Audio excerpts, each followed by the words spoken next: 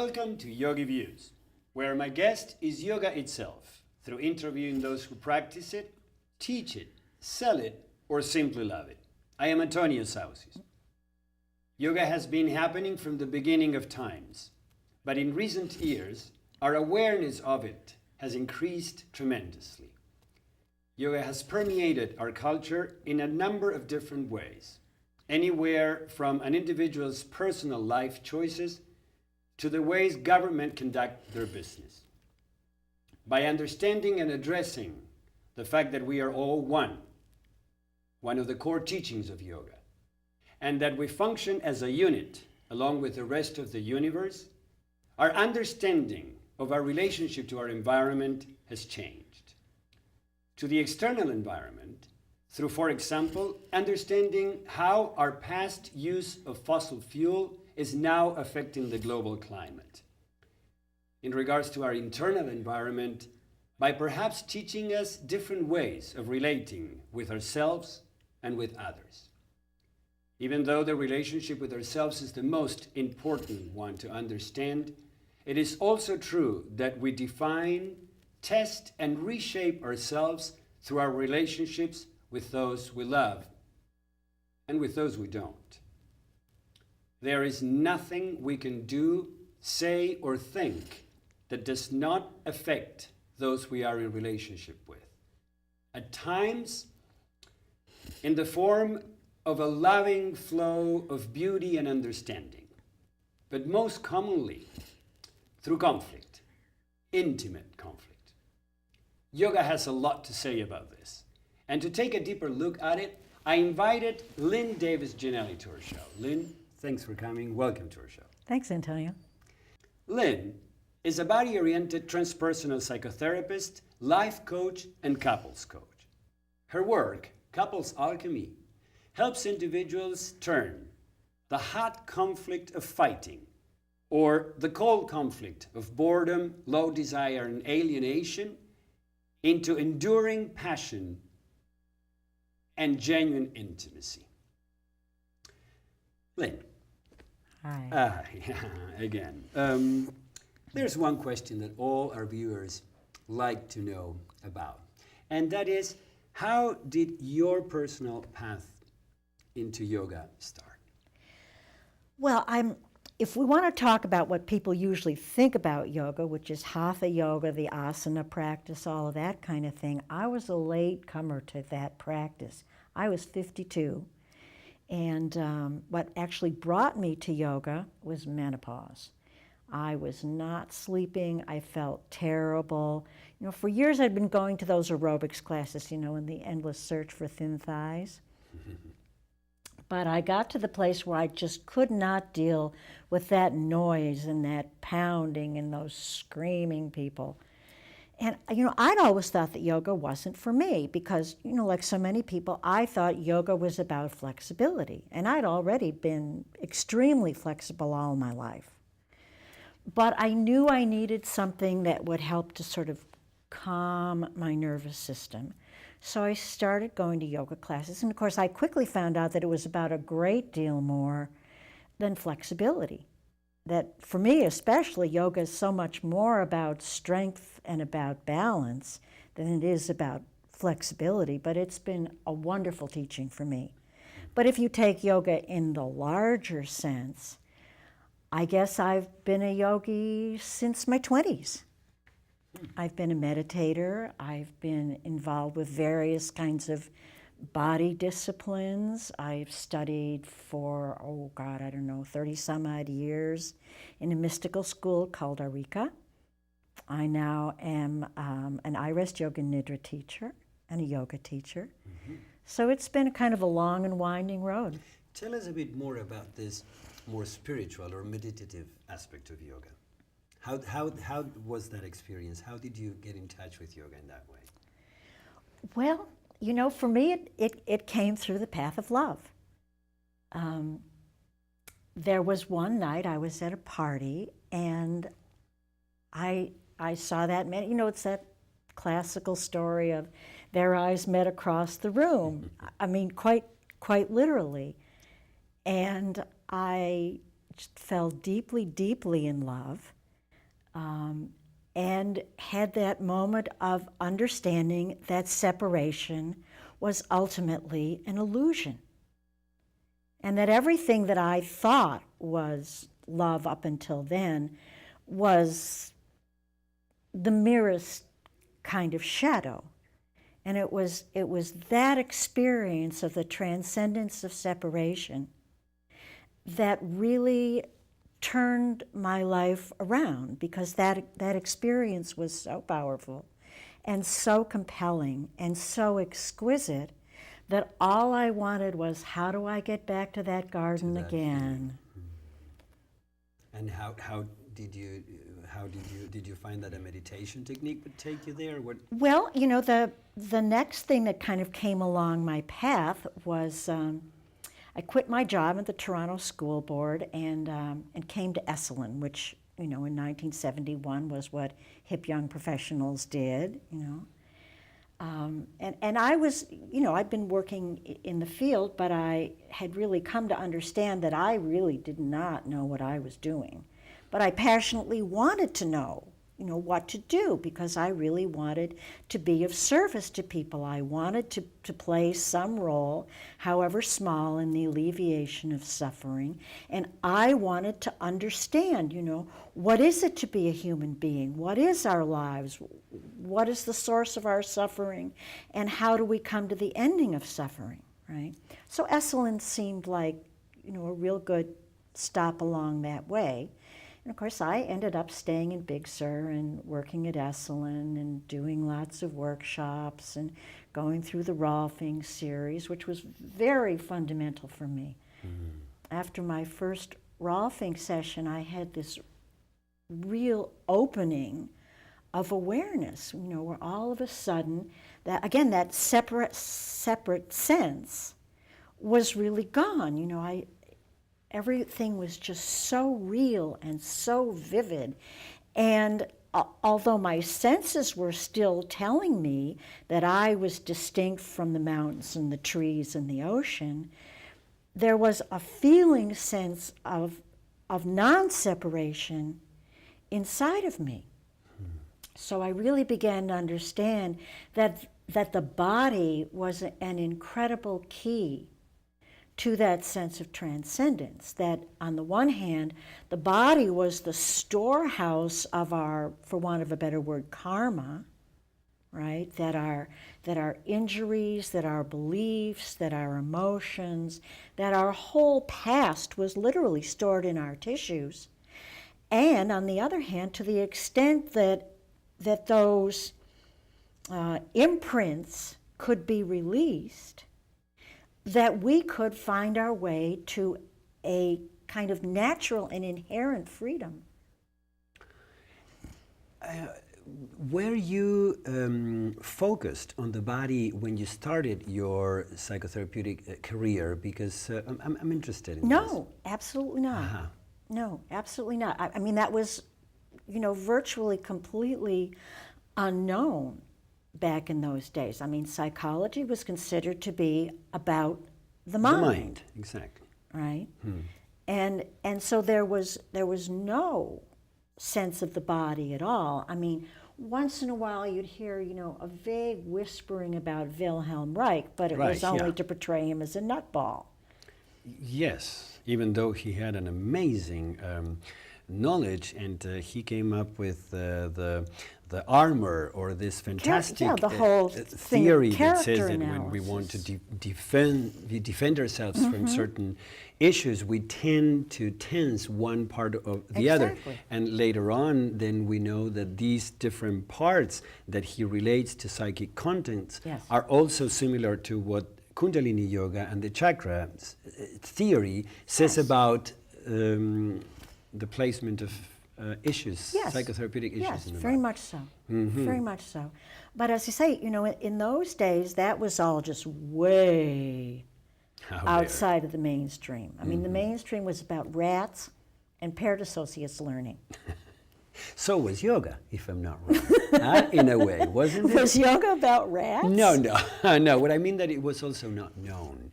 in those times. It's true. No, yoga. Why not? Yoga is about rats. Rats. It's not about not rats. Exactly. So yoga wasn't either No. something. No, absolutely not. And I was so completely out of touch with my body. I mean, the only thing I knew about my body was through sex. You know, but I mean, I was so out of touch with myself that I could barely walk across the room without knocking something over.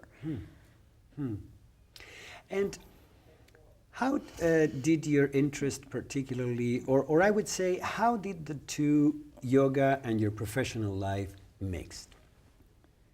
You mean how did they originally mix, or Yes. how did they? How they originally mixed?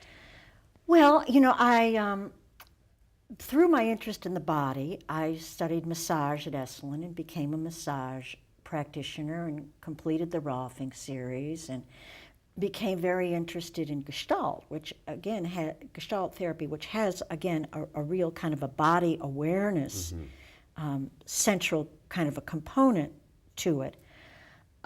So that was a kind of a bridge in through. There was Rolfing, there was massage, there was just the beginning of touching into yoga for me.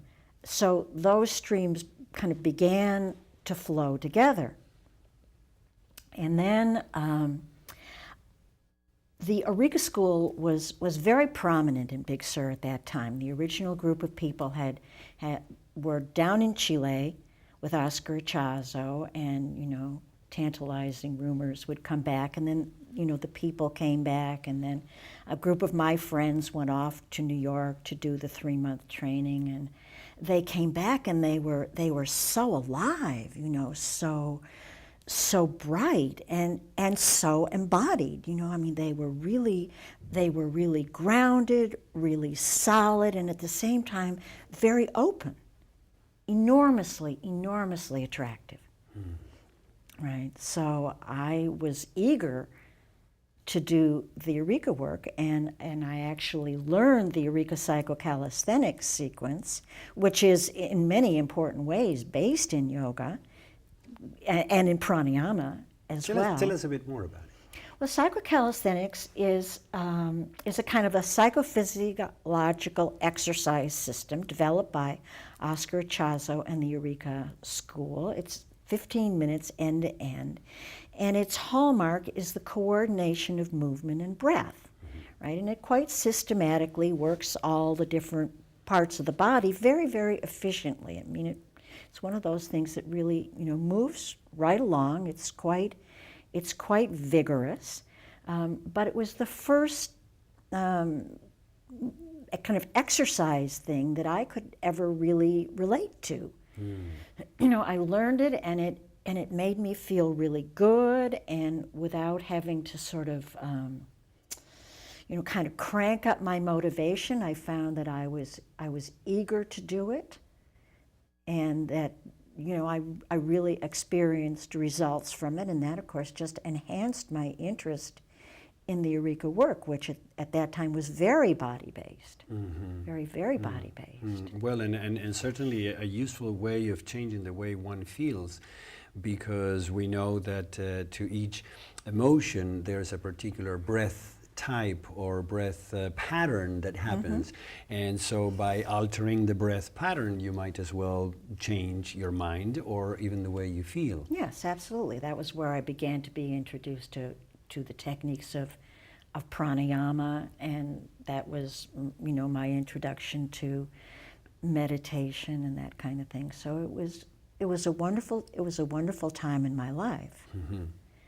And, you know, I stayed with the Eureka School and taught lots of trainings with them, and, you know, continued on with those practices over many, many years. And it wasn't, as I say, until I was well into middle age that I ever really discovered Hatha Yoga. A pose, an asana, the asanas that most everybody know. Right, right. Did you start working with your clients right away with a combination of psychotherapy and yoga, or was that something that came later in life?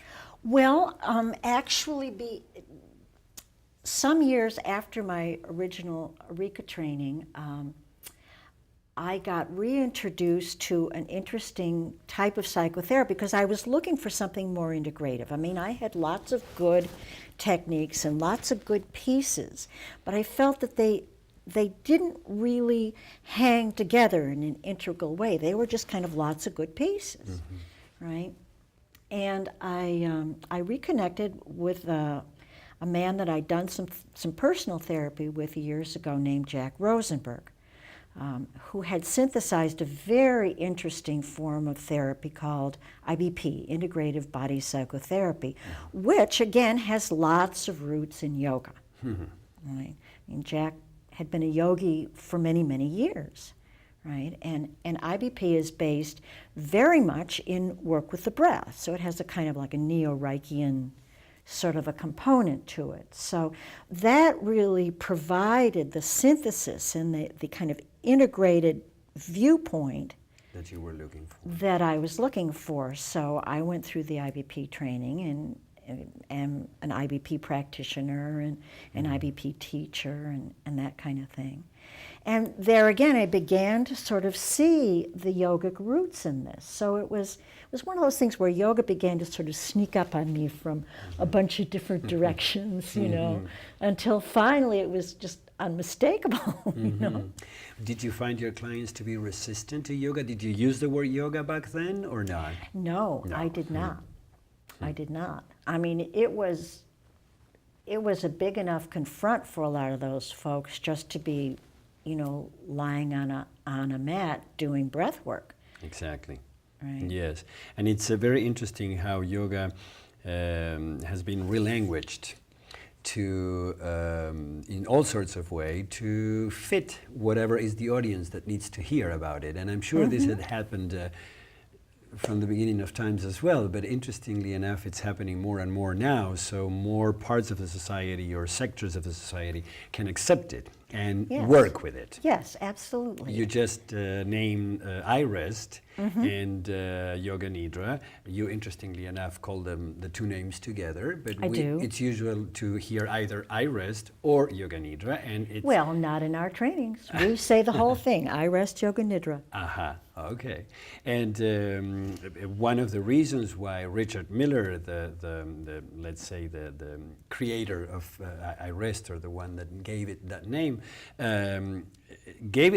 so it would be accepted in the military. That's right. Who would not accept the practice of yoga, but something called integrative restoration. Okay. Yeah. This we can practice. Although it turns out that integrative restoration is an accurate description of the work, because it's integrative in that it integrates the experience of body and emotions and mind, and without being therapy per se, is genuinely therapeutic. I mean, it helps the personal self become much more integrated, much more whole, and it's restorative in the sense that it restores us to what the Buddhists would call the natural mind, to that already always existing sense of peace and wholeness that's inherent within us. So it's really a good name. Yeah.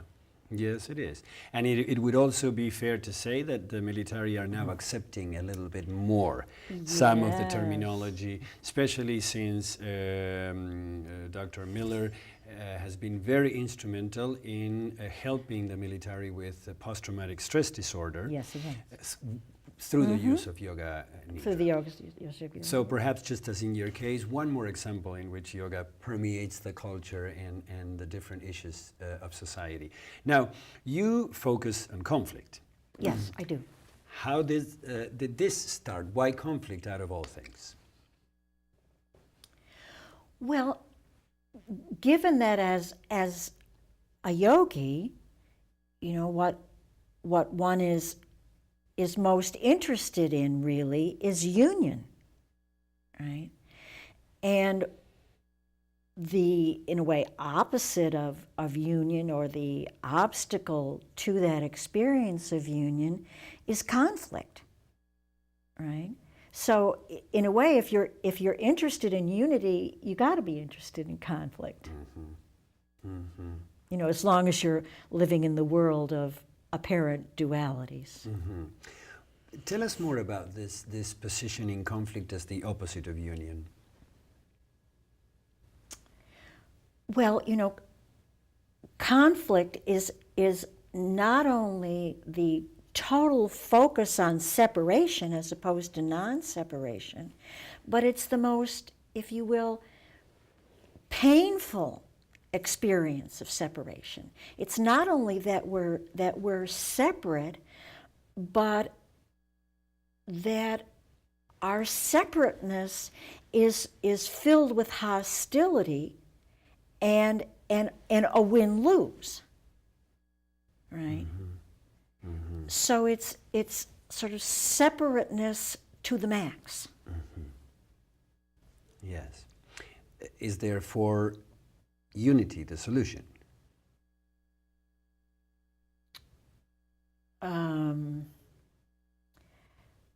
I don't know that I'd like the word solution exactly. I mean, I guess you could say resolve, it's the resolution. The resolution, of the conflict. yes. Yes, it's the resolution, yes. What kind of conflicts do you deal with your clients? Well, since I work with couples, and to the extent that I continue to work with the Conflict Alchemy firm, we work with mostly organizations, that kind of thing. Exactly, because you were one of the co-founders of the... That's right. Tell us a bit about this company. Well, Conflict Alchemy was founded by myself and my friend David Pauker, who's a recovering attorney and mediator.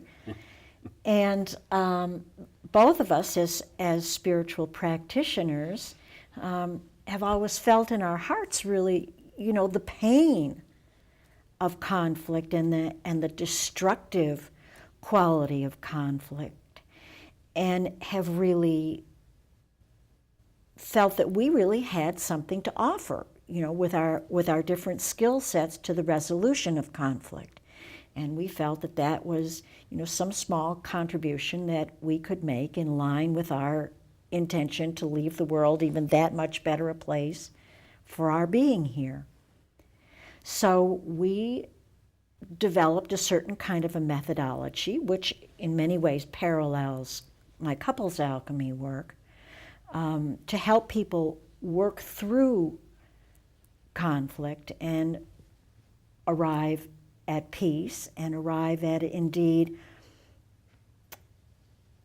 a resolution that's at a higher level of integration. You know how I think it was Albert Einstein said that the problems that we have cannot be resolved in the same level of consciousness in which they were created. A higher level is needed. Yeah. Yeah. So what you were saying is that you, in this company, used to deal with companies. It was not so much just the individuals, but it was more from a... Right, we'd see companies, we'd see partnerships, that kind of thing that were in trouble. Family businesses or general, Family regular? businesses, yeah. Yeah, I mean, I come from a family business. And that's where sometimes conflicts are expressed. Oy. Yeah. But my own work is with couples. And so what kind of conflicts do you see more often, or do you deal with more Well, there's the big three: sex, money, and power. often? Which one is the most prominent one? Well, the one that often brings people to my office is sex. But I often think that in our contemporary culture, the conflict that's in a way more insidious because it's so little understood is money. I mean, you hear about sex everywhere. I mean, you walk down the street and people are talking about their sex lives on the telephone. Or showing it. Or showing it, right. But, money is still very hidden. And power dynamics are even more kind of hidden. And those get acted out a lot around issues like in-laws or child raising, that kind of thing. You mean the power and the money? Yeah. Well, no, more power, Power. actually. Mhm. Yeah. Yeah. But power and money intersect quite a bit. You know, you heard about what they call the golden rule. No. He who has the gold makes the rules. I remember that Yeah, rule. yeah. And they certainly relate to sex as well. And many times is the three of them or one affect the other Yes, two as well. Yeah. They very much bundle themselves up into a great wad of conflict. And what are some of those sexual issues or that people bring in the form of conflict? The most common one that I see is sexual desire discrepancies, or more broadly, perhaps, intimacy desire discrepancies. I mean, you often see, in virtually any couple system, you're going to see a high desire partner and a low desire partner on any particular issue. So in that couple system, you may have one partner who is high desire for sex, low desire for intimacy, and the other one in just the opposite position, low desire for sex, high desire for intimacy. So you can get any number of kind of permutations and combinations about that. But it's desire discrepancies that are in many ways the most common sexual problem, even more than overt sexual dysfunctions. Have you found that this tendency has grown, or is it just the same as when you started working, or? Well, I think that's kind of hard for me to say.